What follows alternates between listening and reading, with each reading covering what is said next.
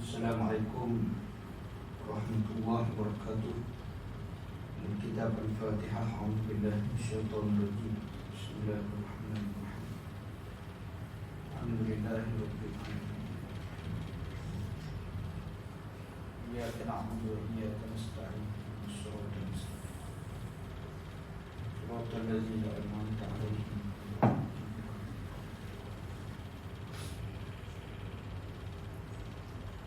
Alhamdulillah hamdan katsiran thayyiban mubarakan fi. Alhamdulillah bi ni'matihi tatimmus shalihat. Asyhadu an la ilaha illallah wahdahu la syarika lah. Wa anna Muhammadan 'abduhu wa rasuluh. Allahumma salli wa sallim wa barik ala habibina wa syafi'ina wa zuhrina wa qurwatina wa uswatina Muhammad Rasulil Ummah wa ala alihi wa ashabihi wa man tabi'ahum li ihsanin ila yaumiddin, amma ba'd. InsyaAllah pada tengah hari yang mulia ini, sama-sama kita mengambil pengajaran dan iktibar daripada beberapa ayat Allah Subhanahu wa ta'ala di dalam surah Shad, surah yang ke-38 pada juzuk yang ke-23, iaitu pada ayat yang ke-49 sehingga pada ayat yang ke-55. Firman Allah Subhanahu wa ta'ala, a'udzubillahi minasyaitonir rajim. Hadza dzikrun wa inna lil muttaqina la husna ma'ab. Jannati 'adnin mufattahatan lahumul abwab. Muttaqi'ina fiha yad'una fiha bifakihatin katsiratin wa syarab. Wa 'indahum qasiratut tarfi atrab. Hadza ma tu'aduna liyaumil hisab. Inna hadza la rizquna ma lahu min nafad. Hadza wa inna lit-taghina lasyarra ma'ab. Firman Allah Subhanahu wa ta'ala yang bermaksud, segala sifat-sifat yang mulia ini adalah menjadi penghormatan bagi mereka. Sesungguhnya bagi orang yang bertakwa itu disediakan tempat kembali yang sebaik-baiknya pada hari akhirat kelak, yaitu syurga-syurga yang terbuka pintu-pintunya untuk mereka. Mereka akan berbaring di atas pelamin dan meminta buah-buahan dan minuman yang pelbagai jenis. Di sisi mereka pula bidadari-bidadari yang tidak liar pandangannya lagi sebaya umurnya. Inilah balasan yang dijanjikan kepada kamu setelah selesai hitungan amal. Sesungguhnya ini adalah pemberian kami kepada kamu, pemberian yang tidak akan habis-habis. Nikmat ini adalah untuk orang yang bertakwa. Sesungguhnya bagi orang yang zalim, seburuk-buruk tempat kembali. Muslimin dan muslimat yang dirahmati oleh Allah, ayat yang kita bacakan ini satu khabar gembira daripada Allah Subhanahu wa ta'ala. Seperti kita sedia maklum, Quran ini dia datang kepada umat manusia dalam bentuk basyir ataupun nazir. Basyir iaitu dengan memberi khabar gembira. Jadi Quran ini kadang-kadang dia memberi khabar kegembiraan kepada orang yang menjadikan Al-Quran itu sebagai panduan. Maka kadang-kadang dengan kita mentadabbur Al-Quran ini menjadikan kehidupan kita ini semakin bergembira dengan ujian Allah Subhanahu wa ta'ala.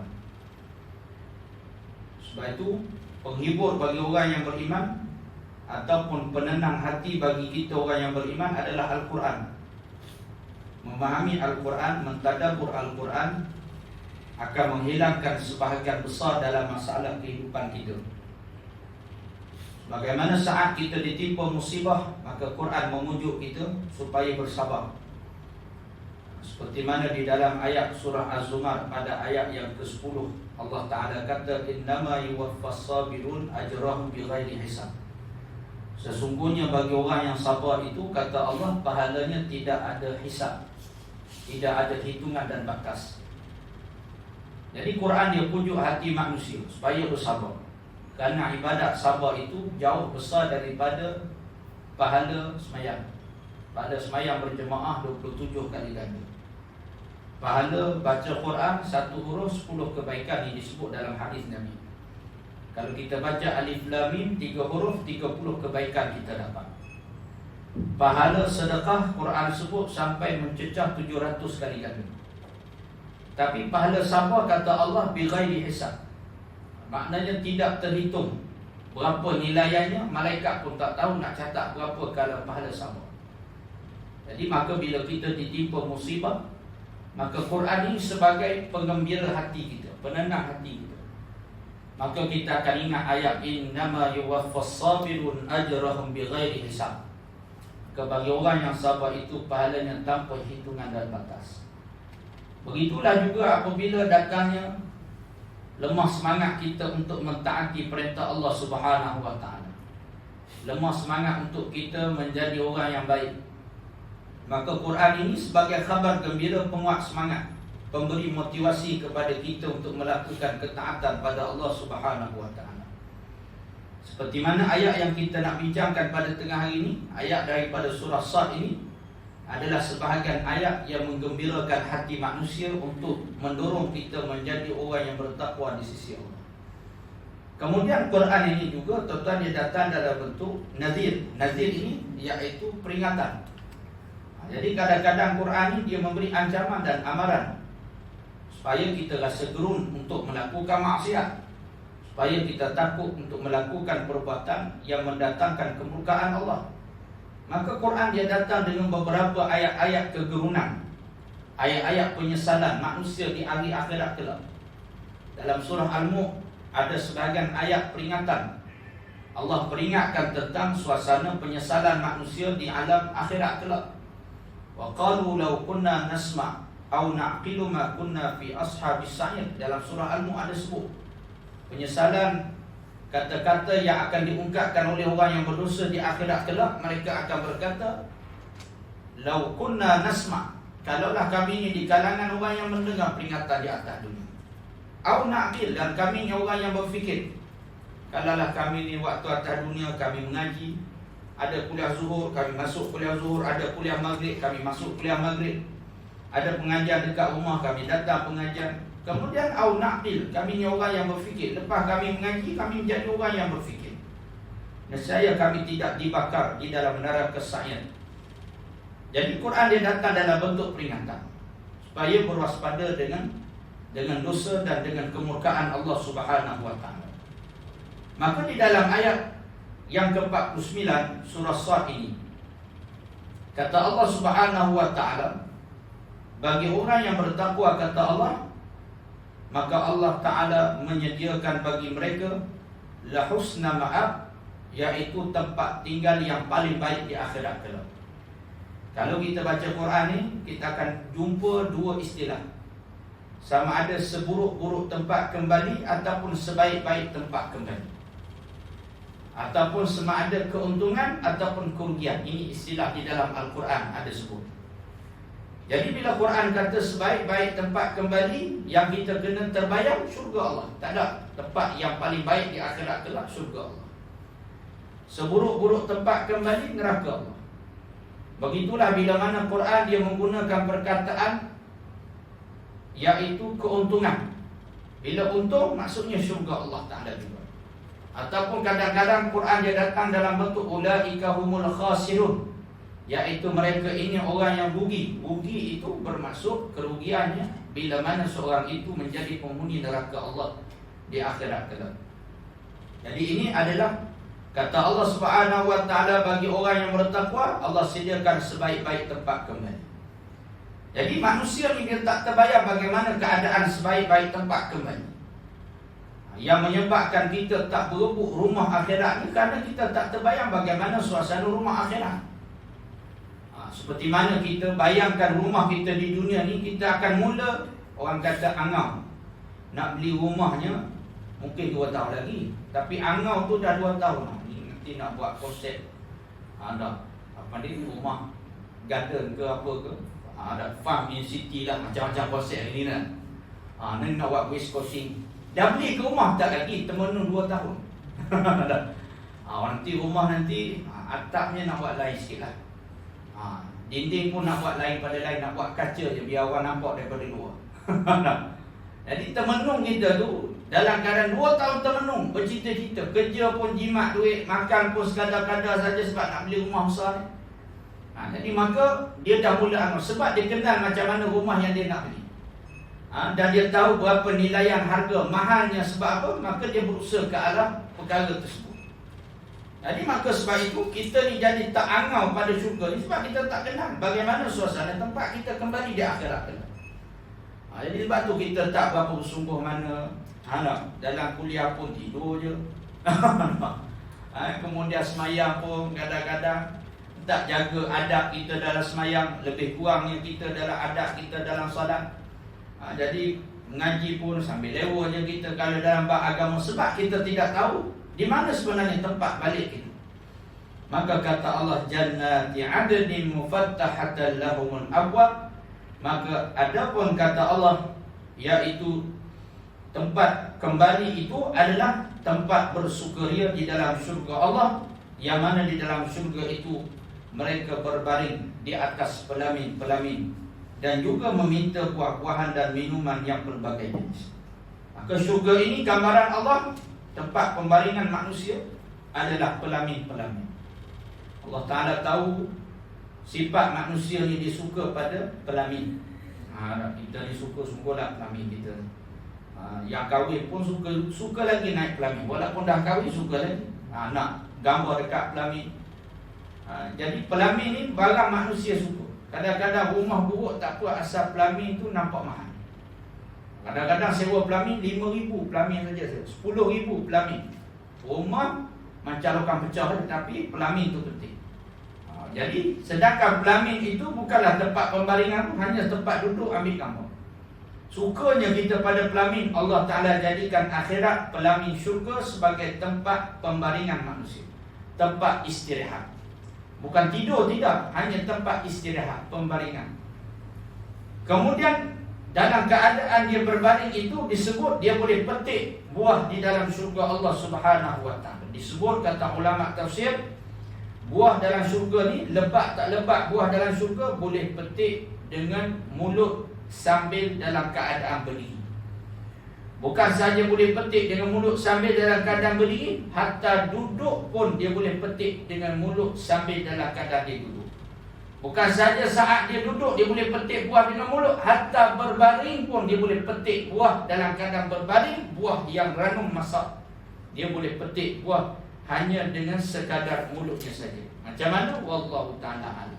Tak perlu basuh, tak ada apa. Tengah-tengah berbaring, rasa nak makan buah, petik dengan mulut. Tak payah angkat tangan ambil petik, tak payah. Petik dengan mulut.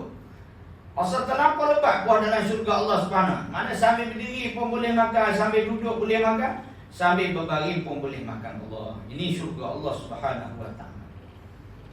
Lalu kemudian disebut lagi, dan minuman air dari syurga Allah Ta'ala adalah minuman yang sedap-sedap.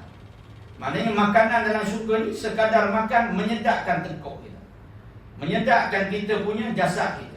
Kencing berak tak ada, cuma keluar peluh-peluh itu bauan seharum-haruman kasturi. Jadi ini penduduk ahli syurga Allah. Mereka hanya bersukaria, bergembira, tak pernah bosan, tak pernah boring. Ini syurga Allah. Muttaqiina fiha yad'una fiha bifakihatin katsiratin wa syarab. Wa indahum qasiratut tarfi adra. Lalu kemudian disebut di sisi mereka itu disediakan bidadari-bidadari yang cantik rupanya, yang indah, yang mana bidadari ini hanya melihat kepada suaminya saja, tak tengok suami orang lain. Jadi bidadari si fulan ni untuk dia saja. Jadi bidadari ni tak akan tengok suami orang lain. Jadi kalau cara cakap bab bidadari ni, muslimat lah orang selalu tanya, Ustaz, kalau lelaki bidadari, perempuan dapat bidadara tak? Ada adalah untuk tanya. Jadi perempuan ni, kami ni perempuan ni dapat apa? Kalau lelaki dapat bidadari, perempuan dapat apa? Perempuan dapat puyuk belanga, saya kata.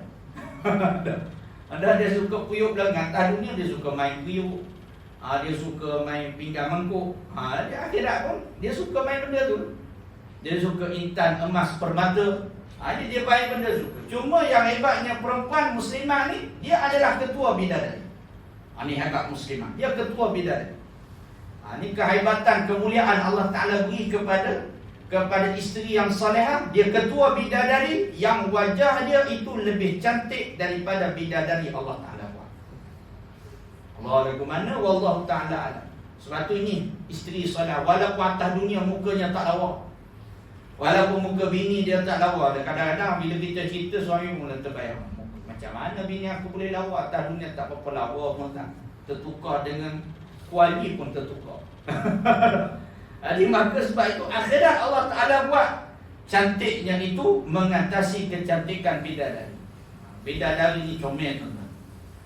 Disebut dalam satu riwayat, satu kisah, sahabat mimpi jumpa bidadari ni, sehingga sahabat ni masuk dalam medan perang tak terasa pun ketakutan berperang. Sebab kenapa? Kerana angau kepada muka bidadari yang dia mimpi semalam. Dalam satu peristiwa perang disebut dalam peperangan Badar. Perang Badar ni perang pertama, first time perang. Esok ibarat kata matilah, esok mudah kata begitu. Jadi malam hari tak boleh nak tidur. Maka Allah menenangkan ahli Badar, para sahabat yang dalam peperangan Badar ini ditenangkan dengan tidur. Allah Ta'ala turunkan hujan. Bila hujan rasa mengantuk, tidur. Menyebabkan sahabat yang mula bisa nak perang esok ni, jadi malam tu tenang. Sebab tu kita ni bila hujan suka tidur. Nak tidur musim-musim hujan ni. Jadi sahabat ni bila hujan tidur. Bila tidur hilang kegelisahan. Kita pun gitu lah. Kalau gelisah-gelisah, tidurlah ubat. Lapar perut, tidurlah ubat. Lapar, tidur, hilang lapar. Jadi sahabat bila tidur, ada seorang sahabat ni bila tidur dia mimpi jumpa bidadari. Mimpi jumpa bidadari ni dalam tidur. Ada bidadari yang menjaga pintu pagar syurga. Kata sahabat, cantik sungguh, Masya Allah, cantik sungguh ni, puji-puji. Lalu kata sahabat, apakah awak ni adalah ketua bidadari? Awak ni Ainul Madriyah, ketua bidadari ke? Kata bidadari, tak, saya bukan ketua bidadari. Saya baru jaga pintu pagar syurga saja. Bidadari yang jaga pintu pagar. Allah, mak gad cantik dah. Dah jaga pintu pagar, mak gad lah. Kalau lelaki, pak gad. Jadi kalau perempuan ni, mak gad lah. Allah, mak gad pun cantik dah akhirat rupanya. Masuk dalam, jumpa bidadari yang jaga pintu syurga. Tadi pintu pagar ni jaga pintu syurga. Terlebih cantik daripada yang jaga pintu pagar tadi. Lalu dia kata, awakkah Ainul Madiyah, ketua bidadari? Dia kata, tidak, saya ni baru jaga pintu syurga. Masuk lagi dalam, lagi cantik daripada luar. Lagi dalam, lagi cantik daripada luar. Sehinggalah dia jumpa kecantikan yang mengatasi kecantikan bidadari-bidadari, iaitu kecantikan ketua bidadari. Jadi nak menggambarkan, sehingga sahabat ni bangun daripada tidur, angau dah bidadari ni, terus masuk perang, syahid pada jalan Allah. Dia nak menggambarkan isteri yang solehah. Maka kalaulah dia menjadi isteri yang taat pada suami, sabar dengan kerenah suami dia, maka isteri ni Allah Ta'ala kurniakan syurga. Dia akhirat kelak menjadi ketua bidadari. Sebab tu isteri ni paling mudah nak masuk syurga. Kena sabar. Kadang-kadang Allah Ta'ala uji suami kita perangai tak elok, kena sabar juga. Bukan semua suami melayani kerenah isteri. Kadang-kadang ada suami ni perangainya Allah Ta'ala uji. Ada suami perangai jahat, ada suami ni panah barang, macam-macam ujian. Jadi tugas isteri khidmat suami di atas dasar itu perintah Allah. Itu perintah Allah, maka dia dapat pahala. Ustaz, kami nak taat macam mana? Suami pun tak sembahyang. Nak taat macam mana Ustaz? Suami saya pun tak sembahyang. Maka kita kena sabar, suruh dia sembahyang. Jadi kesabaran isteri ni, dalam keadaan suami dia ni macam mana sekalipun, dia sabar, ini besar pahala. Selagi mana ketaatannya pada suami itu tidak bercanggah dengan ketaatannya pada Allah Subhanahu Wa Taala.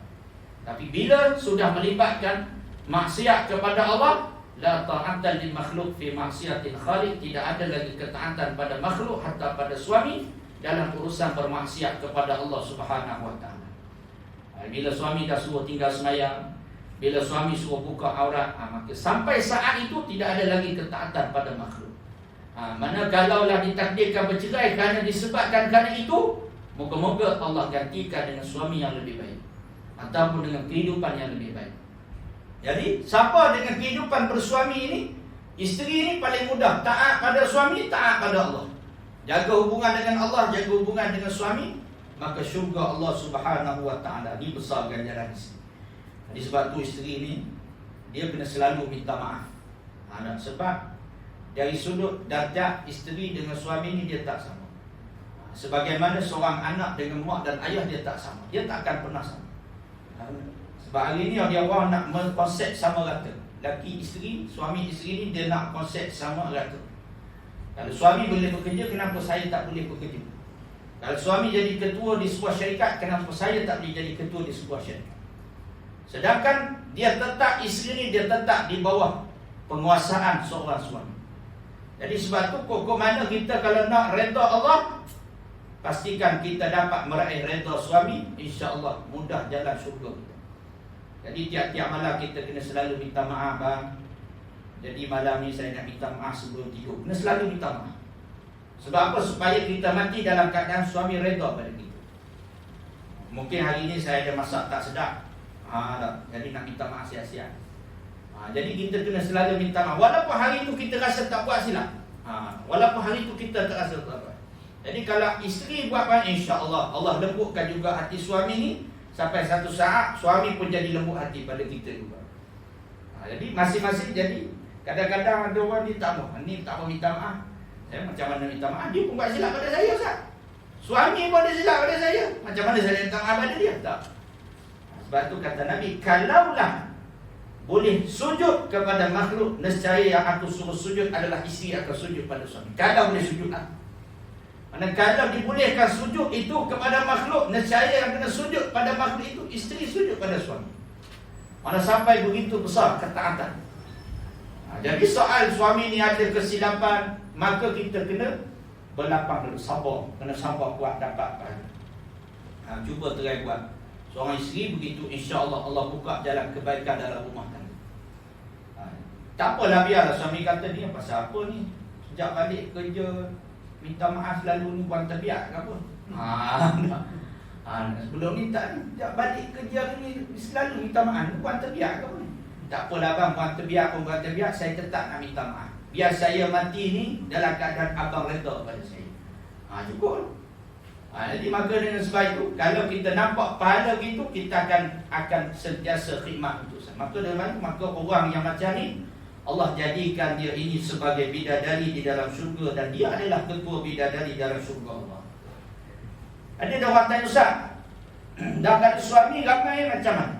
Dia suami ini kalau masuk syurga, dia ada berapa orang isteri? Maka bersama dengan isteri yang soleh, dia akan berkumpul dalam syurga.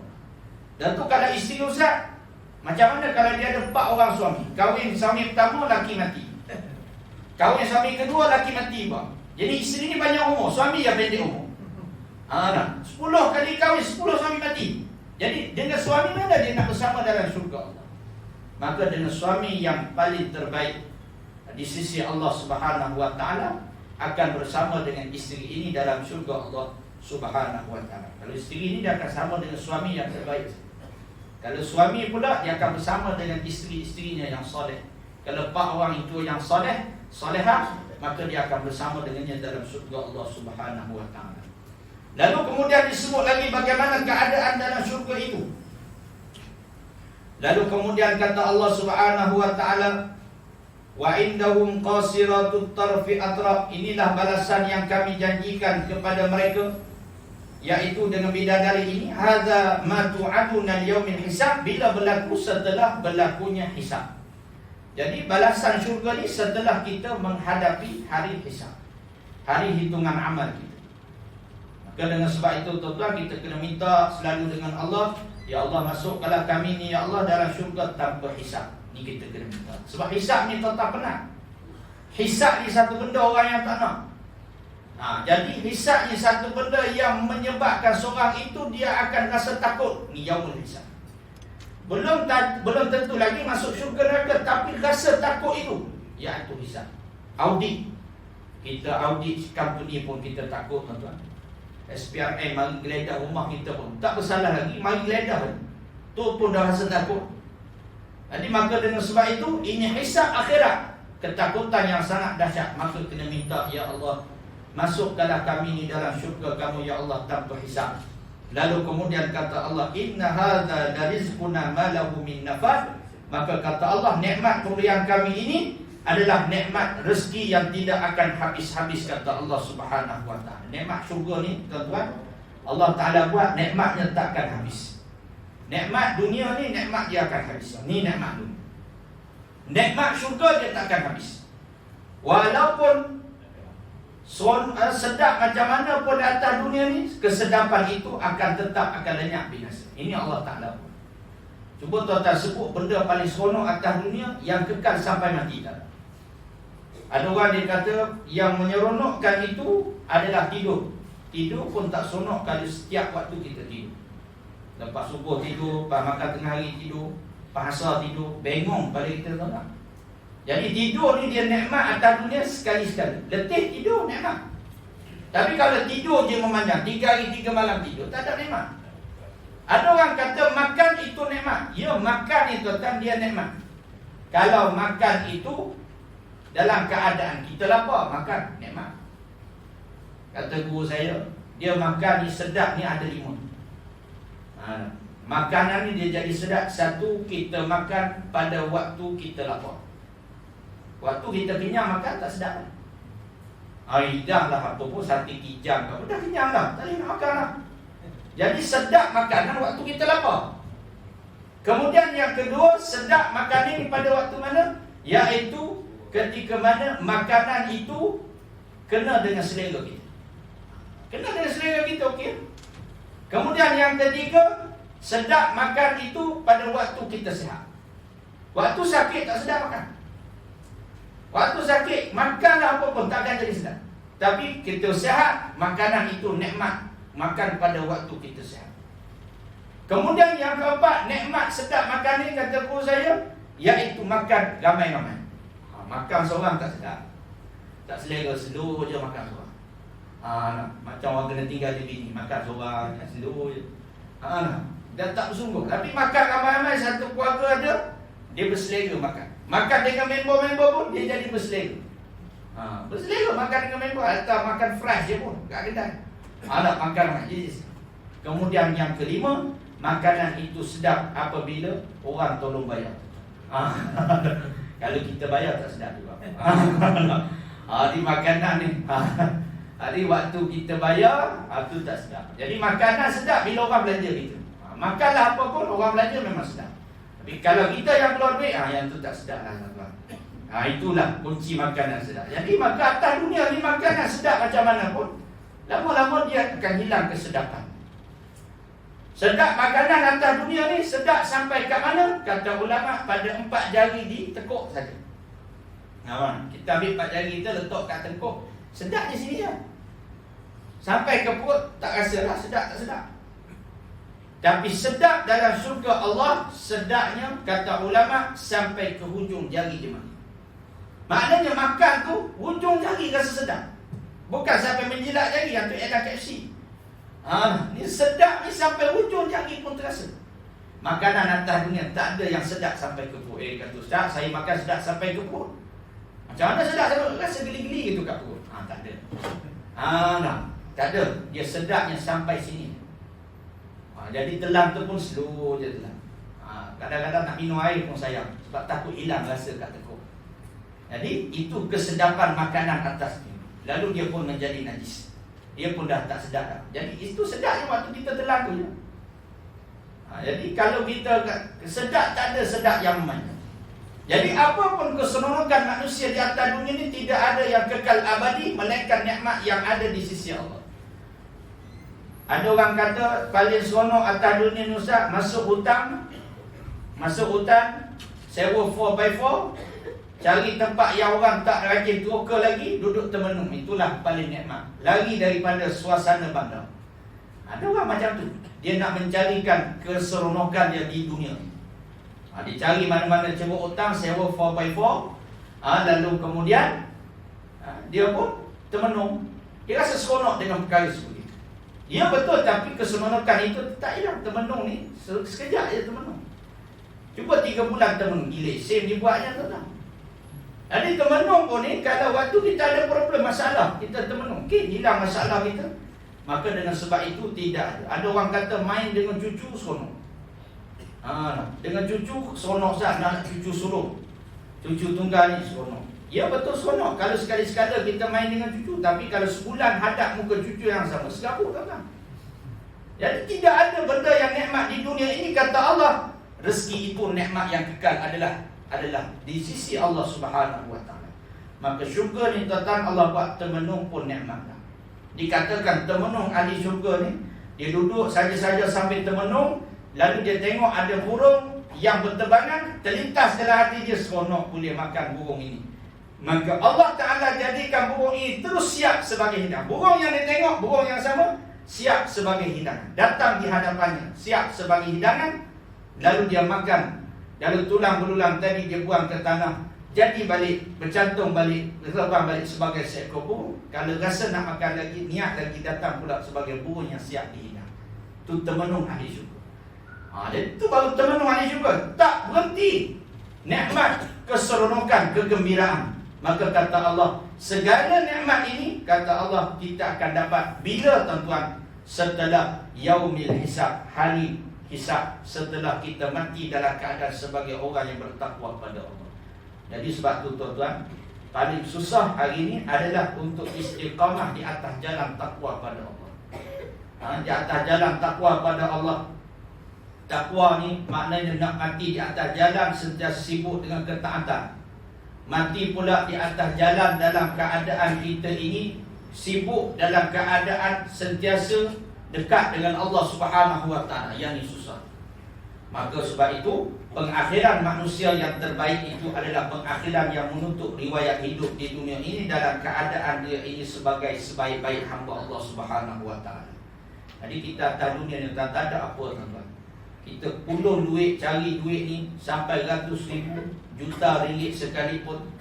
Bila mana kita meninggalkan ketaatan, tak semayang, kita adalah manusia yang bangsat dunia dan akhirat. Itu keyakinan kita. Kita kumpul duit tapi kita tak berzakat, kita tak tolong orang, maka kita adalah manusia yang kufur pada Allah, kufur nikmat, dan kita juga akan menjadi manusia yang hina dan celaka di sisi Allah. Jadi maka sebenarnya apa tujuan kita di dunia ini? Tidak lain tidak bukan menggunakan segala apa yang Allah beri dalam hidup kita ni di atas jalan ketaatan pada Allah. Allah bagi harta, guna sekadar untuk kemampuan kita, untuk diri kita dan keluarga kita. Selebihnya adalah untuk kita gunakan, untuk kita bantu saudara-saudara kita. Sebab apa tuan-tuan? Kaya ni bukan sebab kerana kita kerja kuat. Dia sebab apa kita jadi rasa kita kedekut harta kita, kita kedekut tenaga kita pada jalan Allah. Sebab kita rasa aku sehat sebab aku muda, aku kaya sebab aku kerja kuat. Tuan-tuan, kita kaya bukan sebab kerja kuat.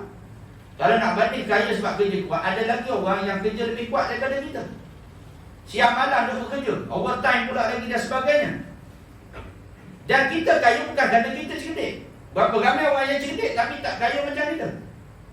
Dan kita kaya bukan sebab kita pandai bisnes. Ramai mana orang yang lebih pandai bisnes daripada kita, tapi dia tidak dipilih menjadi kaya. Dan tu kaya sebab apa? Sebab Allah pilih kita, tu je. Allah Ta'ala pinjamkan sikit kekayaan pada kamu, Allah Ta'ala nak tengok kamu uruskan kekayaan macam mana. Allah pinjamkan sikit ilmu pada kamu, Allah Ta'ala nak tengok kamu uruskan ilmu kamu macam mana. Allah Ta'ala pinjamkan kudrat pada kamu seketika, Allah Ta'ala nak tengok kita guna kudrat dia seperti apa. Jadi maka dengan sebab itu, untung orang ni tuan-tuan, saat dia diberi 24 jam seharian, maka diisi dengan ketakwaan pada Allah. Siangnya dia cari rezeki yang halal, cari nafkah untuk anak isteri, balik kerja pula, maka dia mencari ilmu agama untuk anak dan isteri dia, supaya dia tidak tutup matanya di dunia ini dalam keadaan dia tidak menjadi sebaik-baik hamba di sisi Allah Subhanahu wa taala. Jadi maka dengan sebab itu, ganjaran yang kita sebut daripada surah Sad ini iaitu surah yang ke-38. Allah Ta'ala janjikan pelbagai nikmat syurga ini semuanya untuk orang yang menamakan riwayat hidup sebagai orang yang bertakwa pada Allah Subhanahu wa Ta'ala. Jadi sebab tu tuan-tuan, moga-moga sedikit kita ni datang majlis ilmu kena dapat tempias rahmat Allah, berkumpul kita sekejap dengan orang soleh. Moga-moga di akhirat kelak kita berkumpul dengan orang soleh di akhirat kelak. Maka kena usaha ketaatan kita yang sedikit ini diharap Allah Ta'ala balas dengan sebaik-baik tempat kembali kita di hadapan Allah Subhanahu wa Ta'ala. Jadi itulah harapan kita sebagai orang yang mengabdikan diri kepada Allah Subhanahu wa Ta'ala di dunia ini. Jadi setakat itulah tuan-tuan, insya-Allah apa yang baik itu datang daripada Allah, yang lemah yang kurang itu datang daripada kelemahan saya sendiri. Aku qouli hadza wa astaghfirullahal azim li wa lakum. Wassalamualaikum warahmatullahi wabarakatuh.